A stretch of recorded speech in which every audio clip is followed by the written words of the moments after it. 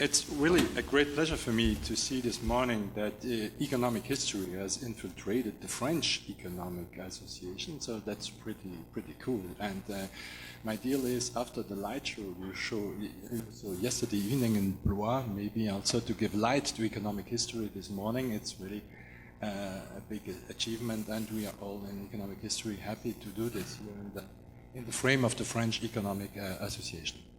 As Jean-Luc mentioned, a few years ago, 25 years ago, I defended my PhD thesis, so I felt also extremely humbled and honored to see that what I'm fighting for, international committee, finds some echo, and especially here now in Orléans, as there is also an incentive and great interest in doing economic history and to have historical stuff through the different things that people do here in linking history with finance, with macroeconomics, and with other stuff. So thank you so much for giving light to this different topic. So my talk today is about what role, if any, should economic history, going back to geometrics, play in the training of an economist.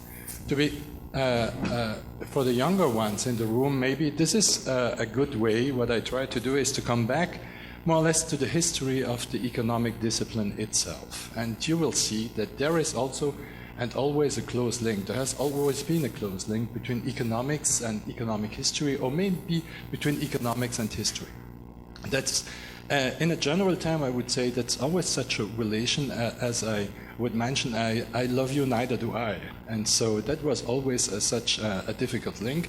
And it's also very recently, and in the long run, but often forgotten, it's also closely linked to economic policy. Think about what we experience these days, or in the long run, about economic policy, who we're trying to mix or to come back to what are the lessons from the past, using the past for the current debate and using it even for doing different forecasting stuff. And here economic policy and linking to history is extremely important. I will come back to this point, especially linked to theory, and probably there are a lot of analogies who has been done through history, who we try to come back to history to find different situations. Some of the scholars speak about natural experiments who could be interesting to bring to the current debate. Think about now 10 years after the crisis, how many people try to come back to historical events to try to explain with different analogies, probably not with theories, but there's also an interest to coming back to the historical debate and to give a much larger framework to this general topic. So my topic is to show you that economic history has infiltrated also economics, and this was a long way to go, a long journey, but on the other side, it was not a linear progression. That was also different periods who have been strategic. There are different breaks, and I will come back to that, to different breaks. And this questions also the future of economic science, and in one sense also the future of history in general. And the thesis I'm defending here, as I have the floor to do this, is to say that, and to question you about this, in my sense, and what I'm doing, or what the feeling I have now in being in this business since 25 years or much more, is that economic history through geometrics, and I will try to convince you in this sense, is economics, and how we could define the way of doing economics in a very useful term in terms of theory, methodology, but also what we try to do as different challenges for economic policy.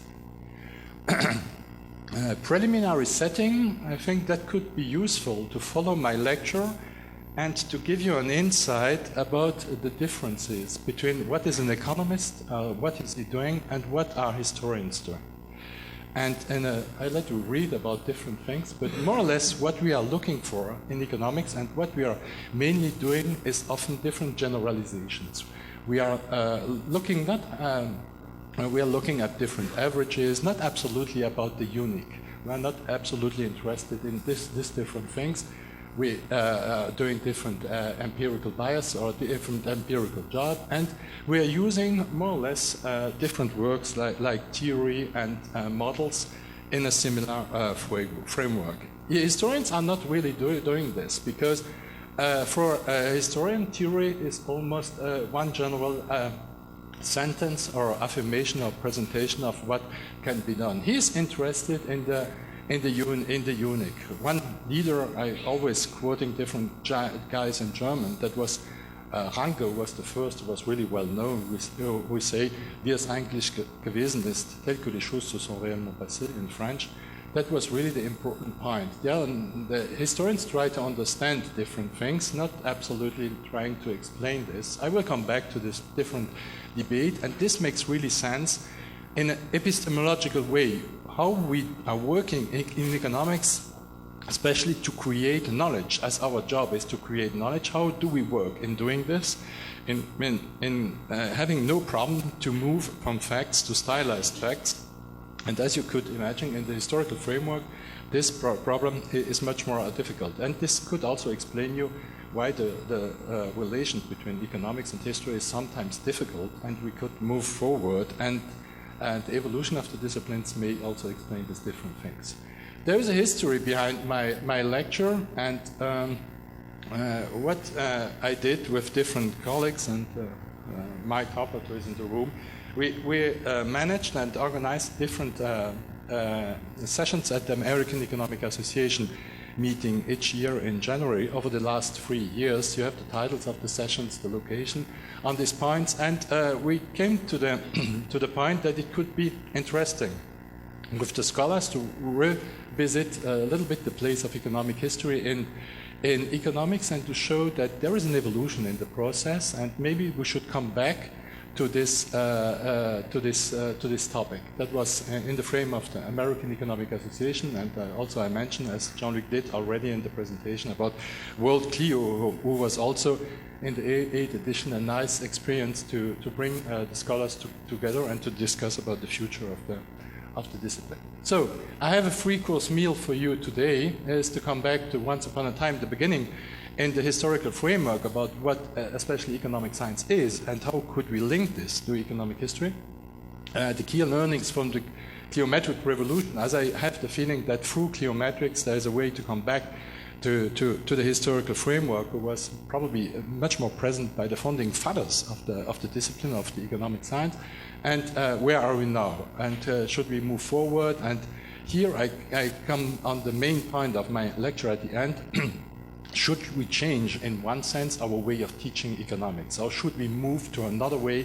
Or should we improve or come back to a more traditional way in different things? Or just mixing the stuff we are doing in different, on different points? So I will develop it at the end of my presentation. So the turning points, I think the starting point about such a topic, economics, is always difficult to fix, but some of you know probably I love to begin with the Methodenstreit, and that was really important because that was the beginning also with the big deal. At that time, heterodox economics was neoclassical. You know, these days it's probably different, but that was also the big deal. How should we produce and create knowledge in economics? And this debate between Gustav Schmoller and Menger, that was really important. That was the starting point of the neoclassical school at the end. And the big question they had at that time was, what is the essence of economic science? How should we produce this? Should we go back to context, to historical analysis, to be as precise, as direct possible in doing different things? Or should we move forward to have a more general view, generalization about what are the building stones of economic science? And the building stones in the Menger tradition was especially to come back to the market prices, to begin about the market prices and to build on to have economic science. The debate sometimes presented in different textbooks and others says this is the beginning of the mathematization of economics. That's not true. Look at the book by Menger and the others. There's no real mathematics in the book and other things. The key point about this was the essence of economic science. How can we build, as in chemistry and the other, and here I mentioned the periodic table elements by Mendeleev. I would dream if one of you will do this or the others, are we able to build such a table who could be useful for economic theory, for the methodology, and even for economic policy to make some predictions? As they do in chemistry, etc., to have a table. And our big problem is always the starting point about different things. How are we building on different stones who could be accepted by the complete profession as true and to go forward? about this point. And I think that was an important point. The second point was, we'll be quick on this, was after World War I, and I could develop for sure more precisely, is with a symbol, just Mitchell, who created NBR in 1920. And this was quite interesting because that was the introduction of much more statistics in the literature. On the Schmoller side, that was much more narrative, Menger, much more analytic on different points. And here we come back to the introduction of much more statistics about this point. And this was also interesting because it was the beginning of the creation of the statistical institutes in different countries. And that was really important, and an important point to build up the scientific economics and science. And if you're looking even these days to the NBR working papers, you can check. They have already this tradition to have databases, you have the theoretical model, you have some metrics, and the methodologies well developed. There's also the link to the tradition.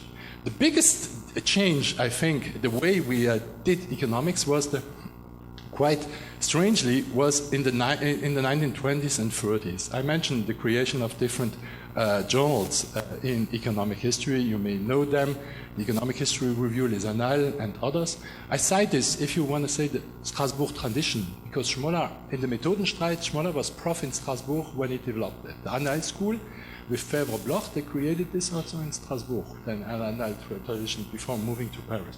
But the big deal was econometrica. And the definition of what is economics. If you go back to the preface, read the preface of all the journals. That's very indicative. Even in the methodology you do. You could also go back to Biometrica or other stuff. And Econometrica, that was interesting in 1933 with the Econometric Society. They put forward in the preface with Schumpeter, with Ragnar Frisch and all the others that economics is the mix between theory, statistics, and history. And that was the big challenge at that time. So the evolution of the profession. And since that time, that was the challenge of econometrica. And then, if you are looking over the last 50 years, but probably these days is a way to come back, history disappeared. Or was not so mainly important in challenging the economic issues. And this was probably linked also after World War II with the Samuelson revolution of the principles of economics. As I told you, the very early slide of what an economist is, that was the introduction of models, of different theories, and we should build up in a very analytical framework. And that was probably also the golden age of economic theory in the US, in the world, who you could build up on different stuff. But more or less, the historical framework has a little bit been forgotten. And over the last 2 centuries, if you go forward, and I will do this to show you this, more or less economic science even evolved now in another way, and I will address this later on. So history was a little bit forgotten, even if one of the leading journals and the others, and I think Econometrica was a leading journal at its stage and has imposed the way of doing economics. This historical framework, who has been put forward by different people, has more or less disappeared, and probably Samuelson, but we can discuss about this, and others who had the feeling that if you are smart in economics, you have to show that you are able to build models and not absolutely to spend some time in the context and other historical stuff, or building databases doesn't make sense to test different things. You can say this in an applied, in a very theoretical framework, but see it also in terms of economic policy, if you want to give an advice to different policymakers. After World War II, at the same period, that was also the beginning of the geometric revolution, and I think that was the starting point of the way we are maybe doing economics in a very applied way, or much more applied way these days. Because there was also the survival strategy by all the economic historians. At that time, you must imagine economics was also still a little bit closely linked to economic history. And there was a real revolution, and Kuznets was one of the leaders of this. I have to give you some symbols. There are plenty, much more people I could cite at different things, but I give you some symbols today. And with the development of national accounting. And that was really important. If you are looking for the younger ones, probably these days, to have a GDP, to have all the indicators you need for economic, to aggregate, that's quite easy. But you must imagine at that time, all this has to be built. And that was not so easy to put all this archival work together. And Kuznets was also important with NBR again. He put money in the European research to finance stuff who has been done. I just cited a few countries here. I could develop for others.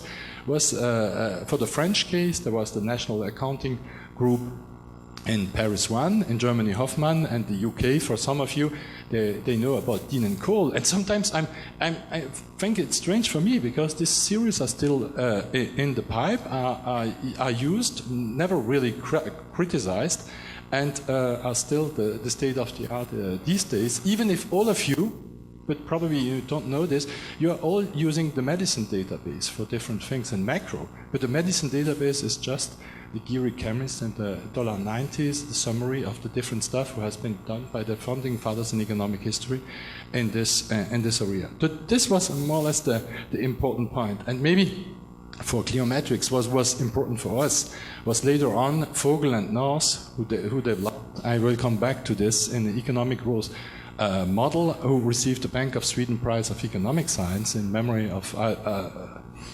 Alfred Nobel, and that was really important also to push forward, and this was also linked to different things to come back or to bring back the historical framework to economics. The development was at this period really slow, but if you follow the journals, the evolution these days, the infiltration has been really it was a slow process, a progressive process, but these days a lot of people are mentioning, and this will be, as I told you with the thesis, we'll come back to the historical, even if it is much more in analogies or different things, we come back with a really interest in the historical stuff. So, just to define what Cliometrics is, I think that could be interesting to show how we try to mix and to mixing the historical part and the economic part, and what is the big challenge is, first of all, is to do economic history or to do economics with theory. That was always the big deal between the historians at the beginning and the others. Historians want the facts, and the economists are much more easy to work on stylized facts. You probably work on all the stylized facts developed by Barrow, or earlier by Caldor and others. This was the building stones of economic science you can use. And I love always to mention Werner Sombart, who was also in the German historical school, who the message I address to most of the historians to say, no theory, no history. You need always a theoretical framework. And even if you think you don't have a theoretical framework, you have one in your head and building something forward. The other debate is linked again to the beginning between the different things. How we address what is the main point in economics is the causality problem. As we are looking always, and probably in much papers who are presented here during the conference, you're always trying to find, you move from the correlation to the causality analysis, you try to find the forces behind the different variables you put forward, and this is a big deal. And I think Cliometrics brings back to history a point is, use the narratives, because you need the narratives, you need the story, you need the idea. No research with no ideas. And this is the really important point. Then use different theories. And economics is also moving forward. We are using different theories from economics, but if you look these days in the most empirical behavioral sciences, we are using also theory from other disciplines. And this may be a big challenge and a way of doing economics in another way. It's absolutely not measurement without theory. Here I cite just Wright, who was Prof at Stanford. It was the first book as a summary of Cliometrics that came out in 1971, published by, if I'm right, by Intriligator and Kenneth Arrow, who were the editors. That was also quite interesting. And he showed you that the big deal for Cliometrics was to do theory and not absolutely just measurement of history, because measurement of history, if you just have data and you measure them and then pull them in a table, that's interesting, but at the end it's narrative. What brings you a step forward is to introduce theory or an analytical framework, and this is the big deal always. I mention here, I don't know if it works. Here, verstehen und erklären. That comes back to the philosophy of Dilthey. if I understand this is the way how you see you are doing research. Did you try to understand different things or to explain different things? A lot of things in history is just to understand the way it works. What we are doing in economics mostly is to try to explain. And here, if you try to explain, that explains our way to behave. We are coming back to the philosophy of Wittgenstein, who would say, just fix and speak about the things you can understand, capture, etc. That means be very normative, develop your different models, and if you are going to the positive side, the other side, that's much more complex. But the life is much more complex, the explanation is much more complex. And you have to bring forward, bringing maybe the 2 points together, that makes really sense. This is just for the general information. I mentioned Kuznets and one of the founding fathers, there are others. The big deal for Vogel, Noss, Kuznets and all these guys, even these days in the inequality debate and other things, the big challenge is about to explain economic growth, inequality on different topics. And that was, for the founding fathers, really important in the US. What is the impact of railways? What is the impact of slavery and of the height and other points? You can decline this with the different factors who may explain economic growth at the end to have a better explanation of growth or even economic cycles. It depends which country you're addressing. Some people are much more concerned by economic growth. Others did this work in a very economic cycle context. So that was a very important point. The other key learnings from that revolution was to introduce modern quantitative methods in social sciences, but we all do this. And in economics, that's not really new. But my message is just to say, don't have any fear against these problems. There are different tools you can use. Use it to explain your causal relationships, etc. Sometimes it works, and sometimes not. But don't fix only on the methodology. The idea behind this and other things are really important. And this is also just to mention for people who are doing experimental economics today, cliometrics in the world and different things was probably the starting point was in Purdue University, how people met the first time, and Purdue was also the beginning of experimental economics. And so maybe also Clio is also a way to doing experiments through history, as experimental economics is doing these days, or through labs, to come back to the theoretical framework, and you need to test in different ways. And here, history can also be a laboratory to test the different things, even if you don't do any paralogism or some things, but you come back, lessons from history are useful. It's not absolutely the truth, but it can help you not to replicate the same mistakes who has been done in the past. Do you remember when a meeting, I think Bernanke told to Friedman one day, you know, what we keep in mind from your historical stuff about this is that we will not do the same mistakes again. And this was also probably another about crisis, about different things, but it makes sense. And here history and the historical knowledge about different things makes really sense. Cliometrics of mathematics, I think that's not really totally challenging. Even if we are developing now models, I think the behind that is also to gather databases together and to test things. So that's another field. But probably cliometrics is much more close to physics, as we try to have different laws. And even in economics, if you come back, we are still, or maybe you are all still using economic laws. And this comes from history. I could mention Marx, but I could also mention different laws you are working on, the Phillips curve, or other things that are just empirical material has been transformed from facts to stylized facts. And this makes also sense. And here, don't be shy to push this forward. That's also very interesting. The evolutionary perspective, that's for me always important, because, and I will probably say this again in the next slide, is the starting point, and there is an evolution of different processes. There is a life cycle, as we all have a life cycle of different things, but there is also an evolutionary process we should take into account to explain different processes. And in this evolutionary process, I have one book I love.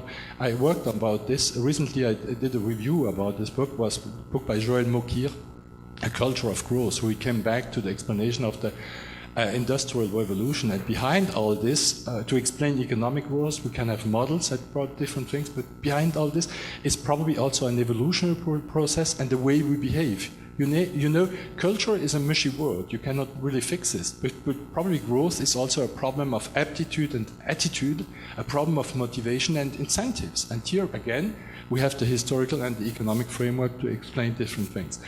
Also, linked probably to the institutional change and the tradition of the North work and others, and one famous guy these days is Darren Acemoglu is working about this, is also to developing a new institutional framework and to come back about this to explain from yesterday for today. And this is also an extremely way of doing cliometrics. So it's quite waste, but it's probably also fixed in the way you are addressing research questions. A point who is really important for all of us is, I will show you this, is the production of new time series. And this is really an important stuff. Even for the younger generation, it's difficult. Like you mentioned at the beginning of my career, I got money from the European Commission to do this. I think in Zoom I spent probably 10,000 hours in archives and in trying to bring this together. These days it's difficult because I could not imagine or motivate one of my students to say, oh, hey, again, okay, see you again in 3 years after 10 years in archives. I'm not sure if it works to make a career or other things. But anyway, there are different ways of doing. There are different archives, handbooks, and different things you can use to produce knowledge or your own information about the topic. That makes sense. And to make it available to others. I remember a session yesterday also to make it in the replication process. Others can use it and can do it better and can use another model, etc., to improve our knowledge about the topic. And I think that's our scientific honesty who should put us forward to do this. There's also a tradition, but I will be short about this. The macro guys are doing this like we do also in Clio. There's a tradition about doing counterfactuals, but counterfactuals on facts, not only counterfactual on speculation. I make speculation that's more, for a lot of people, that's more science fiction, that's other things, but you could do counterfactuals on facts. And what I love to say, and we are building bridge with other disciplines, and sometimes I think I'm fighting also in the lectures we are doing to maintain history of economic thought and the teaching of economics, and there is also bridges in discussing different knowledge who has been accepted as true in the literature, in the textbooks, etc., and probably who are not. They are just cited, and nobody checks again with data, with theories, with material. And if you go back to history, you could look at a lot of things who have been accepted in theories or institutionally changed. And if you fix that with data, you can reformulate different points. I could develop that. I did this in many papers, but I have no time to do this now. But I think that is really challenging. Think about this. And the path dependency process is also really important. As you know, the QWERTY ASERTY, you still have this on your computer. We could imagine something different. And the path dependency process, you have this in many things, even in the way. And probably, Jean-Luc, I would say you have also path dependency in INSEE, the way you are working. You should change it. But it works at what moment of time? Why should we change to do it in another way? And this is really important. And that means also to come back, and we spend a lot of time. And again, for the younger ones, if you're using a database, use it, do your stuff, etc., but spend a lot of time to have a critical view about the material, the statistics you're using, and spend also a paragraph, a page, etc., have a critical view about the empirical material. Because if your empirical material is wrong, even if you have the best model and the best techniques in the world, it's, in my sense, not very efficient for improving our knowledge in economics. But anyway, that's the really important points. And so working again on the starting point about different things. And this is also very challenging. Look at about the starting point in the causality. There is no end if you are not able to come back to the starting point. Think about that. Just a quick example, very easy.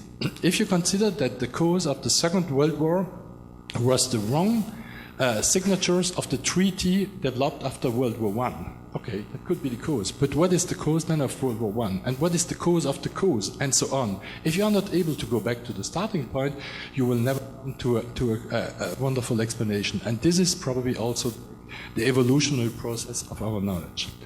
Just to show you one example of where I would spend a lot of time in building databases together, I remember I got money for the first time from CNRS pour la numérisation d'archives et d'annuaires statistiques in France in 1998.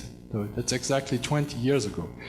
And that was quite difficult. People didn't see any interest in doing this. Now there is a real digital revolution about different things. So I moved to Germany, even if I worked much more with the German guys. And now if you are going on this website, I worked with these guys together, you have more or less, I don't know if this is the last, probably there are more now, but if you want to have an overview of the German economic history, you have 435,000 time series you can download. You can work on it. You have an explanation with the article who is behind this. And I think this is also a contribution to our knowledge. If you want to work on a field on the German economic history, we did this in building this together. I gave them all my statistics about German educational system, about the Reichsbank, about wages, about other things I put together. And I think that makes sense for the community to give it, to replicate it, even to have a critical view about the databases who are inside. And this is also part of the work in Cliometrics and has been really important for our empirical stuff. So, Clio now in the training of economics, this is a current project. We are still going with different colleagues at the international level, and especially is the lead with Mike Hoppert, who is, I'm doing this over the last year with Mike, is to come back. Especially should we come to discuss again what I told you at the beginning of econometrica, is there really an incentive to link economics with economics in its definition with theory, statistics, and history? And where are we now? Is it still the pillars, the three pillars put forward by Schumpeter and others, and how should we move forward? The interesting point is that I have the feeling that cliometrics, or economic history in general, is now again an expanding domain in economics, as many economists now are coming back, looking about this in micro and in macro. And look at the top journals now over the last years. You will find in Econometrica, QGA has always the tradition, a lot of papers who are bringing back the historical framework in the top publications. And this is quite interesting. I'm using here just to show you a picture. One publication has been done by Joran Abramitsky, is also from Stanford University, who just checked for the top 5 journals, if these are the top 5 journals for you, but he used these top 5 journals to look if there is any room for economic history, is there upward ground. And so, just a figure quickly, since the 70s, even it's just 5%, but you must imagine even 5%, that's probably fixed to a few number of guys, but the trend is quite interesting, and maybe there is another trend who is much longer. The big deal behind this are these guys who are publishing in the top 5 journals, are these economists, economist historians. How do they deal with the historical framework? Are they doing this in a general way, or are they just using history as an experimental topic with no real historical background, or no interest in the historical framework, just as some people are maybe you are all doing. Sometimes you have a wonderful econometric model or something like this, and you're using especially the case you could apply to your model. It depends really how you want to progress in your research activity about this. So is it like a bad joke about this? Because it's closely linked in economics. If you follow my presentation, linked to Samuelson and to the others, at this stage, after World War II, there was a big interest in doing theory about different things. And now, most of us, and people now in the publication, are doing empirical, behavioral, development, experimental, and randomized field experiments. Randomized field experiments is not coming from economics, as you know. It's the starting point about the way we do. And so the link with the other disciplines is important. So we are becoming really empirical in the way. And what does this mean with the historical background? So is this the end of economic history? That now you're old, the community is doing this. So that's the end of the story. Great. We are coming back to what I think is the definition for the best of our discipline, linking theory, history, and statistics. Or at the other point, you can be extremely naive and saying also, no longer a separate field, we are assimilated, not ended, now it's a step forward for the discipline. How complex is this relation, I think? And should we celebrate now? We are recognized, or more or less, we are coming back to this. Or is this just an effect of different events who happened in economics, for example, the crisis, and through the crisis, all the people did their analogies on this stuff and saying, more or less, we should come back to history because, and I will develop that later, we have no model who works to explain the crisis, who is really efficient to do this. So we come back to history to have different analogies. You can do this in a very positive way in saying you're using history, that makes sense. But you can also say, this is the very light side of the force, but I see also a dark side of the force on this, and coming back to the policymaker who can just use the historical framework or the historical event for his policy these days, to push a policy forward with no real historical context. And that's difficult. How do you use this historical analysis about these different stuffs? So, and this is linked also, then we checked with Mike in different works, just to give you an overview. Is there, if this story is right, is there really an interest in bringing back history to the education and the training of an economist? Do we need this? How are the best schools doing this? Because if the best schools are doing this, maybe we could replicate. If not, why are they not doing this? Are we assimilated or consider that even history of economic thought, if you do, that's the same, if you do economics, you should know the complete history. If you do history of facts, etc., you should know, but that's part of the game. But that's the evolution of science. That could be even an evolutionary process of sciences. The sciences move forward step to step, and now we know so much that we don't have to come back to the complete history of the discipline. You just have to add one point. And this is again the philosophy of Wittgenstein, with the model to add just one point and not be very positive in the way putting that forward. So just quickly, if you check on this, and how much time do I have? 10 minutes? 5 minutes? 5? Okay, I will be quick. Just to show you that economic history in 1965 at MIT, you can check. There was, if you wanted to study economics, you had to take theory, econometrics, and history. These days, in 2017, you have just microtheory, macrotheory, econometrics, and no more economic history. And 46 courses are available. You see exactly what you can choose. There is no more possibility at this stage of the history. But there are different people are using different historical stuff. But that's, and if you move to another department, for example, Chicago, who did a lot of historians or economic historians have been trained there, and there is also a long tradition of saying the core areas of study now are no more consider economic history as a challenge and should be known by most of our students and for the next generation. If you follow me, just that's not for me and for the others, it's just a way we want to give to the next generation or to the next generations what is economics and how should we teach economics. That could be the evolution of science, but also other points. Why does it matter? It matters first for economic historians because that could be the end of the story, no problem, that could be evolution. But on the other side, this is also that some of you, and I will push you forward to think about this, is the way you are seeing economic history and teaching economics. And in this geometric framework, it's not simply using historical databases and putting metrics on it. It's much more complicated, much more complete in the analysis. Before doing this, you have to look very critically about the databases. You have the narrative, the context.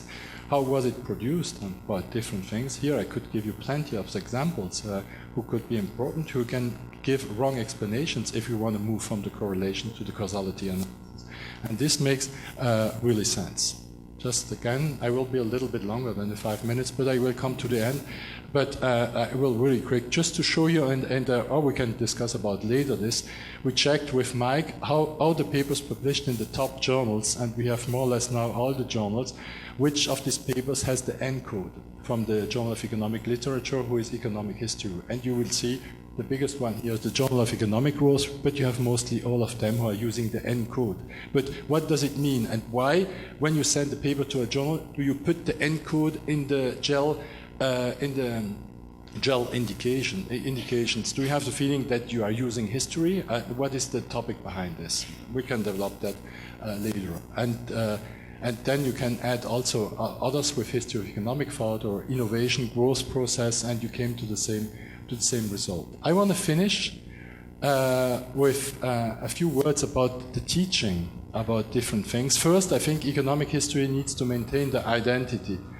This is nothing to do with vanity, but I think the best definition of what I want to say was in my, I quote myself, about probably is to say we should bring together Geisteswissenschaften und Naturwissenschaften, is to mix the human and social sciences with all the sciences and using the different tools and bringing this together.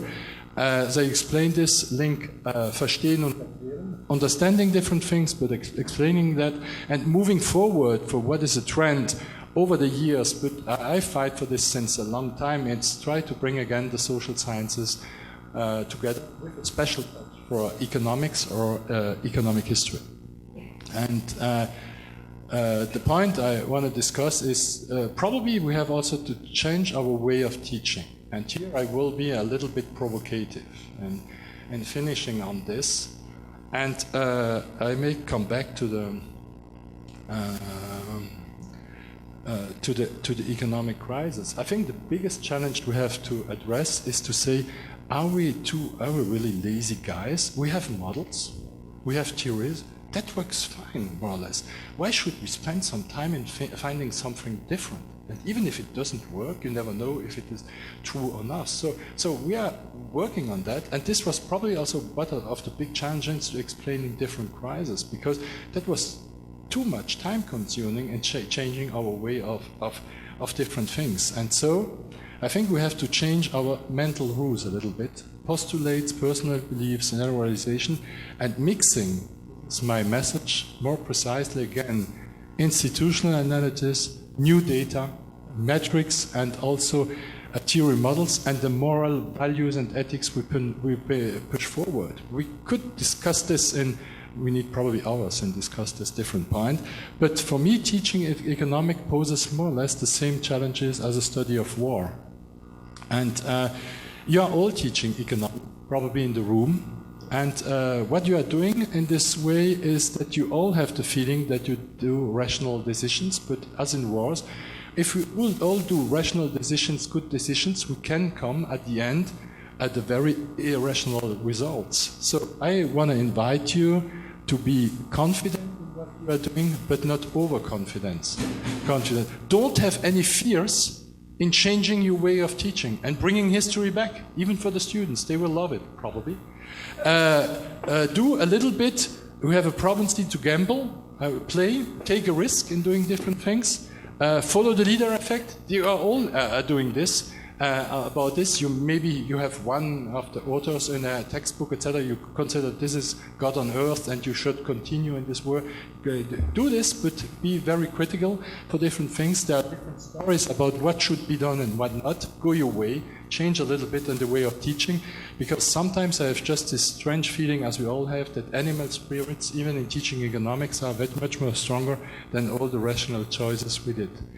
A little bit publicity. If you want to know more about Clio, I invite you to check the journal Cliometrica, the second edition of the handbook. I told you it was a great pleasure, but also it was not only a pleasure, Mike, with 2,000 pages, but anyway, it was interesting. And let me just finish with Dieter McCloskey quote, who already did this in the Journal of Economic Literature in '76. It's a Cliometrician, I will read it. I've been explaining to the colleagues in history the wonderful usefulness of economics.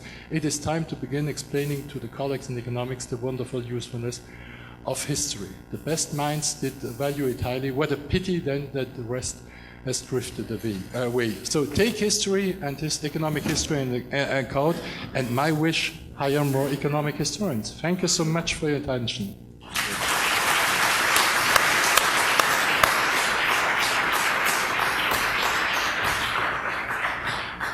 Thank you, Claude. You are definitely one among the best minds in economics. And thank you for sharing your passion once again, and for letting us know what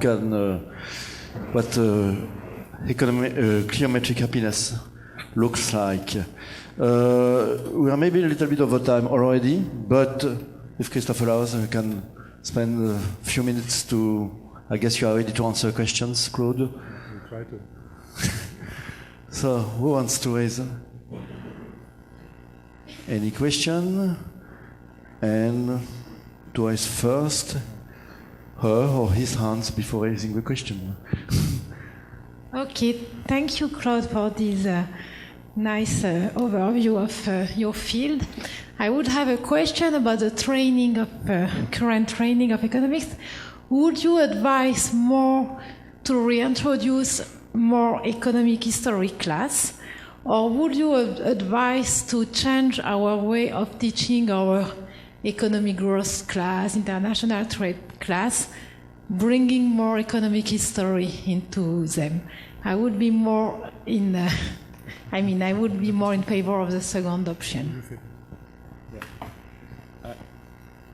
I will be quick, we have not plenty of time, but I think if you could introduce more economic history classes at the beginning, that would be terrific. But on the other side, as I show you, Cliometrics, economic history is closely linked to economic growth. I think it's much more easier to bring back this historical context, institutional framework with the leaders you have these days on this topic, and even economic history with the quotas. If you say a few words about Johnson and all the others with Acemoglu, that could be the first step, and later on to bring back to this topic. But the big deal is, if you want to introduce new classes in economic history, you need really to have people who want to push this forward. Not only a guy who is probably brilliant, but he just teach this because he has to teach this, and this is probably not the best way to bring the discipline forward. So the second step is wonderful, and I look forward to see this next year in Nice, in your class. Next question, Jean-Marc?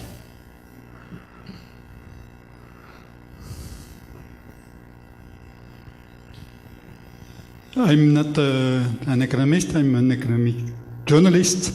And since the financial crisis, I had to work much more on economic history.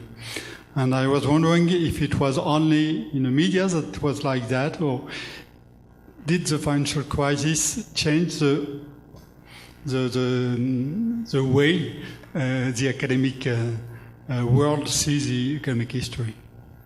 Actually, I would have the same question. There were so many mentions of Ben Bernanke having studied the financial crisis in the 30s, allowing him to handle the financial crisis. But can explain this growing interest in economic history. Maybe I invite you to join. There's a invited or a special session this afternoon about 10 years after crisis. They will probably address the point much better than I do. But what I want to say about this, and I tried to already to address it more closely, about the people came back to historical windows or periods of crisis. But in one sense, this is my point about economists are lazy, because they still consider that the models are the good ones and the theories are the good ones. And so probably that means also that we must be strong enough to change these analytical frameworks in doing this, to come back to history with analogies that make sense. But the situation in the 30s, 2 days, and other periods, that's always a little bit challenging and different in different points. And what is done, and other well-known guys about this, read again Eichengren and others, they will put forward that the main point is what the people did is analogies. And then if you move to policymakers or to decisions makers, it depends, what I try to say in the light or the dark side of the force, how do you use history framework? Do you use it just to push forward your policy because you think that's the good point to say? And you could come back to even to the history, to Kennedy, to Obama, which I just sent the US guys, or even to Trump. He will probably also use history to push forward his policy these days. But this is not absolutely scientific. And the main challenge for economics is to build on the theoretical framework, but to accept also to be less lazy and to work on new models who you could improve and bring this historical frameworks in the theoretical framework. If not, we will experience with differences and next crisis. You can.